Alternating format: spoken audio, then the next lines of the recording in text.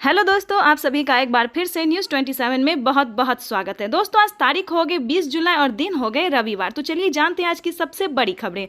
अगर अभी तक आपने वीडियो को लाइक और चैनल को सब्सक्राइब नहीं किया तो जल्दी कीजिए। प्रधानमंत्री नरेंद्र मोदी ने शुक्रवार को पश्चिम बंगाल के दुर्गापुर में 5,400 करोड़ रुपए की विकास परियोजनाओं का उद्घाटन और शिलान्यास किया। इस दौरान उन्होंने ममता बनर्जी सरकार पर भी हमला बोला। उन्होंने कहा कि बंगाल में कोई निवेशक नहीं आ रहे हैं, यहाँ का विकास रुक गया। साथ ही उन्होंने कहा कि टीएमसी के गुंडा टैक्स की वजह से राज्य में निवेशक आने से डरते हैं। इस तरह की भ्रष्ट और भय की राजनीति ने बंगाल की आर्थिक प्रगति को रोक दिया और युवाओं को रोजगार से वंचित किया। प्रधानमंत्री नरेंद्र मोदी ने पश्चिम बंगाल के दुर्गापुर में आयोजित एक रैली को संबोधित किया। इस दौरान पीएम मोदी ने घुसपैठियों को कड़ी चेतावनी देते हुए कहा कि उनके खिलाफ सख्त कार्रवाई की जाएगी। पीएम मोदी ने रैली के दौरान कहा कि टीएमसी ने घुसपैठियों के पक्ष में मुहिम शुरू कर दी और टीएमसी की साजिश पूरे देश में उजागर हो गई है। उन्होंने आगे कहा, तृणमूल की सरकार घुसपैठियों के समर्थन में खुलकर आ गई है, लेकिन जो भी इस देश का नागरिक नहीं है उसके खिलाफ एक्शन जरूर लिया जाएगा। काशी में वरुणा उफानी, 30,000 घरों में खतरा, पलायन की तैयारी शुरू। महोबा में गांव डूबा, 48 घंटे में 13 की मौत। यूपी में मानसून बारिश का दौरा जारी, नदी नाले उफान पर है, इससे कई जिलों में हालात बिगड़ गए हैं। काशी में गंगा के साथ वरुणा नदी में बाढ़ की स्थिति उत्पन्न हो गई। वरुणा किनारे डेंजर जोन में आने वाले लगभग 30,000 घरों में रह रहे लोग बाढ़ का पानी से हो रहे परेशान। कांवड़ियों को आतंकी कहने वाले पर सीएम योगी का फूटा गुस्सा, बोले लातों की भूत बातों से नहीं मानते। मुख्यमंत्री योगी आदित्यनाथ ने कहा कि कांवड़ यात्रियों को बदनाम करने का षड्यंत्र रचा जा रहा है। उन्होंने कांवड़ यात्रा को सामाजिक एकता का प्रतीक बताया और कहा कि कुछ लोग मीडिया ट्रोलर के जरिए कांवड़ियों को बदनाम कर रहे हैं। सीएम ने मुहर्रम के दौरान सुरक्षा मानदंडों का पालन करने की भी बात कही। ग्रेटर नोएडा के शारदा यूनिवर्सिटी के गर्ल्स हॉस्टल में बीडीएस कोर्स की एक छात्रा द्वारा कथित तौर पर फांसी लगाकर खुदकुशी करने का मामला सामने आया है। खुदकुशी से पहले छात्रा द्वारा लिखे एक सुसाइड नोट में 2 टीचर द्वारा उसे अपमानित करने का आरोप लगाया। पुलिस ने इस संबंध एफआईआर दर्ज कर दोनों को गिरफ्तार कर लिया है। बिहार पुलिस के एसटीएफ ने गैंगस्टर चंदन मिश्रा हत्याकांड में पश्चिम बंगाल से 5 से 6 आरोपी को गिरफ्तार किया है। मुख्य आरोपी तौसीफ उर्फ बादशाह अभी भी फरार बताया जा रहा है, लेकिन उम्मीद जताया जा रहा है कि जल्द ही उसे भी गिरफ्तार कर लिया जाएगा। सुबह की शांति को तोड़ते हुए उत्तराखंड के चमोली जिले में आज तड़के सुबह भूकंप के झटके महसूस किए गए। भूकंप की तीव्रता 3.3 थी। राष्ट्रीय भूकंप विज्ञान केंद्र के अनुसार यह भूकंप रात 12:02 पर महसूस किया गया। भूकंप का केंद्र चमोली से 22 किलोमीटर दूर जोशी मठ के पास बताया जा रहा है। भूकंप का केंद्र 10 किलोमीटर की गहराई तक था। पटना के बहादुरपुर स्थित झोपड़पट्टी में शुक्रवार की देर रात 2 लोगों के बीच गोलीबारी हुई। इस घटना में सड़क किनारे बैठी 35 वर्षीय बेबी देवी को गोली उनके सीने के बगल से छूकर निकल गई। घायल महिला को पटना मेडिकल कॉलेज अस्पताल में भर्ती कराया गया। राजस्थान में भारी बारिश से अब जनजीवन प्रभावित हो रहा है। शुक्रवार को प्रदेश में कई जगह पर गाड़ियां डूब गई, जानवर तैरने लगे, अस्पताल में भी पानी भर गया। तालाब की पल टूटने से 3 स्कूली बच्चे सहित 7 लोग पानी में फंस गए। उन्होंने पेड़ का सहारा लेकर जान बचाई। मानसून सीजन में अब तक 116% बारिश हो चुकी। पौली के सादरी में पहाड़ी झरने का रौद्र रूप नजर आ रहा है। यहाँ तीर्थ स्थल परशुराम कुंड धाम पर श्रद्धालुओं की एंट्री रोक दी गई है। लूनी नदी में पानी आया तो नाचने लगे लोग। बिहार में पिछले 24 घंटों में बिजली गिरने से 17 लोगों की मौत हो गई। सबसे ज्यादा 5 मौतें नालंदा में हुई है, वैशाली में 4, बांका, पटना में 2-2 लोगों की जानें चली गई हैं। पटना में गंगा नदी खतरे के निशान के ऊपर बह रही है। राजस्थान के राजसमंद में एक वैन में 3 बच्चे समेत 7 लोग सैलाब में फंस गए। वैन से निकले कुछ लोग किनारे आने की कोशिश में पेड़ में फंस गए थे। करीब 2 घंटे के रेस्क्यू के बाद सभी को बचा लिया गया। वहीं हिमाचल प्रदेश में बारिश से जुड़ी दुर्घटनाओं में अब तक 110 लोगों की मौत हो चुकी है। इसके अलावा 1200 करोड़ रुपए की सरकारी और निजी संपत्ति को नुकसान पहुंचाया। के वाराणसी में गंगा उफान पर है। नदी का जलस्तर हर घंटे 1 सेमी बढ़ रहा है। इसके अलावा वरुणा नदी भी उफान पर है। करीब 30,000 घरों ने बाढ़ का पानी आने से पहले ही पलायन की तैयारी शुरू दी है। बलिया में गंगा नदी ने खतरे के निशान को पार कर लिया है।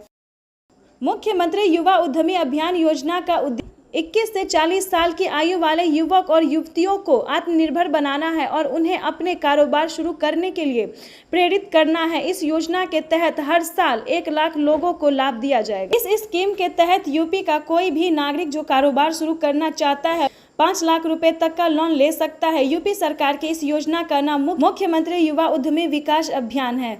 क्या है इस योजना का मकसद? मुख्यमंत्री युवा उद्यमी अभियान योजना का उद्देश्य 21 से 40 साल की आयु वाले युवक और युवतियों को आत्मनिर्भर बनाना है और उन्हें अपने कारोबार शुरू करने के लिए प्रेरित करना है। साथ ही राज्य से ज़्यादा उद्यमी भरकर निकले। इस योजना के तहत 10 साल में 10 लाख युवाओं को स्वरोजगार देना, यानी हर साल 1 लाख लोगों को स्वरोजगार देने की योजना है। पे खबर यूपी से है। कक्षा में अचानक बेहोश हुई छात्रा और चंद मिनट में ही मौत हो गई। स्कूल और परिजनों में मचा कोहराम, अभी तक कोई सुराग नहीं। प्रधानमंत्री नरेंद्र मोदी बिहार के मोतिहारी में आज जनसभा को संबोधित। उन्होंने सड़क, रेल, सतत समेत अन्य क्षेत्रों की 7,217 करोड़ की परियोजनाओं का लोकार्पण एवं शिलान्यास किया। राज्य की 4,000 नए अमृत भारत ट्रेनों को हरी झंडी दिखाकर रवाना किया। अपने भाषण में पीएम मोदी ने मुख्यमंत्री नीतीश कुमार के कामों की तारीफ की और विपक्षी दल आरजेडी एवं कांग्रेस पर जमकर निशाना साधा। मोतिहारी में मोदी पूरी तरह चुनावी मोड में नजर आए। उन्होंने 2 नारे मंच, पहला बिहार का संकल्प अटल एनडीए के साथ हर पल और दूसरा बनाएंगे नया बिहार, फिर से एक बार एनडीए सरकार। सभा में पीएम आवास योजना ग्रामीण के 40,000 लाभार्थियों के खाते में राशि जारी की गई। इस सभा में राज्यपाल आरिफ मोहम्मद खान के अलावा सम्राट चौधरी, चिराग पासवान, उपेंद्र कुशवाहा, जीतराम मांझी समेत एनडीए के कई नेता मौजूद रहे। बिहार विधानसभा चुनाव 2025 से पहले पीएम लगातार राज्य के दौरे पर बीते 1.5 महीने में उनका यह तीसरा बिहार दौरा था। प्रधानमंत्री नरेंद्र मोदी ने कहा कि राजद और कांग्रेस पिछड़े दलितों और राजनीति करते आए हैं, मगर ये परिवार से दूर किसी को सम्मान नहीं देते। हमें इनसे बिहार को बचाकर रखना है। नीतीश और बीजेपी की टीम ने यहाँ बरसों से मेहनत की है। चंद्रमोहन राय जैसे हस्तियों ने मार्गदर्शन दिया। मिलकर सुनहरे भविष्य वाला बिहार बनाना है। उन्होंने अपने भाषण के अंत में नारा दिया, बनाएंगे नया बिहार, फिर एक बार एनडीए सरकार। पीएम मोदी ने कहा, मेरे मित्र नीतीश कुमार ने पिछले दिन दिव्यांग बुजुर्गों विधवा पेंशन को 4,000 से बढ़ाकर 11,000 रुपये कर दिया। पिछले 1.5 महीने में ही 24,000 से ज़्यादा स्वयं सहायता समूहों को 1,000 करोड़ रुपए से ज़्यादा की मदद भेजी गई। ये सभी पैसे बैंक खाते में सीधे भेजे, क्योंकि केंद्र सरकार ने जनधन योजना के तहत माता बहनों के खाते खुलवाए हैं। पीएम नरेंद्र मोदी ने अपने संबोधन में कहा कि राजद और कांग्रेस के राज्य में गरीबों को पक्के घर मिलना असंभव था। उस राज्य में लोग अपने घरों को रंगवाते तक नहीं थे, डरते थे कि रंग हो गया तो मकान मालिक को उठवा दिया जाएगा। मगर आज बिहार आगे बढ़ रहा है। एनडीए सरकार ने लाखों लोगों को पक्के मकान बिहार में उपलब्ध करवाए हैं। प्रधानमंत्री नरेंद्र मोदी ने विपक्ष पर निशाना साधते हुए कहा कि राजद और कांग्रेस के राज में गरीबों तक विकास का पैसा पहुंचाना मुश्किल था। यहाँ के लोगों ने बिहार को राजद कांग्रेस की बेड़ियों से मुक्त किया, असंभव को संभव बनाया। गरीबों की योजनाएं उन तक पहुंच रही है। पीएम नरेंद्र मोदी ने मोतिहारी में नया नारा दिया, बिहार का संकल्प अटल एनडीए के साथ हर पल। उन्होंने कहा था कि पहले लालटेन के दौर वाला बिहार था, अब नई उम्मीदों की रोशनी वाला बिहार है।